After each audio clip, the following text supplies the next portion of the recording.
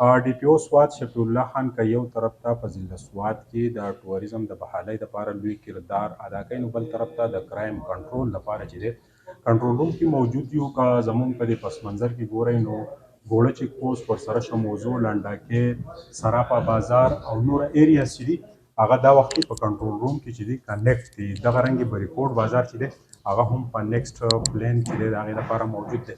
خلیل صاحب دا راته ووایه چې په څه فکر لرئ ډي پي او سوات که یو طرف ته نور اکټیویټیز باندې نظر دی، نو کرایم کنټرول باندې هم ډېر ستاسو فوکس دی، نو دا وخت کې ستاسو سره انفارمیشن بالکل جی څنګه چې تاسو وکته که نه چې سراپا بازار زموږ سره دغه دی انشاءالله تعالی داسې زموږ نور ویژن دا دی د افسرانو د طرف نه دا دغه دی میشن دی چې یاره مونږ د ټول بریکوټ بازار شو، مینګوره شوه، کابل شو، دا ټول مونږ داسې آنلاین کوو، په دې لګیا یو.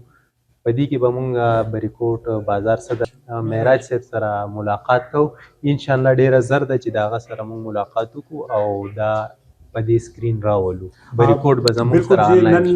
ننني میټینګ کې کرایهداري اکټ باندې چې دی هم د ډي پي او سوات په سربراهۍ کې د یوې لویې جرګې سره په دې باندې ډیبیټ وشو چې کوم خلک راځي د هغوی مومنټ څه دی، هغوی په څه نظر راځي. دلته چې دی کله اونر جوړیږي د ځمکې یا د دکان مالک جوړیږي په څه غرض جوړیږي یا د روزمره اکټیویټیز څه دي، په دې ټولو نظر ساتل د عام ولس هم یوه لویه ذمهواري ده چې د پولیسو سره تعاون وکړي. ما سهیل باچا لره که اجازت، د الله په امان.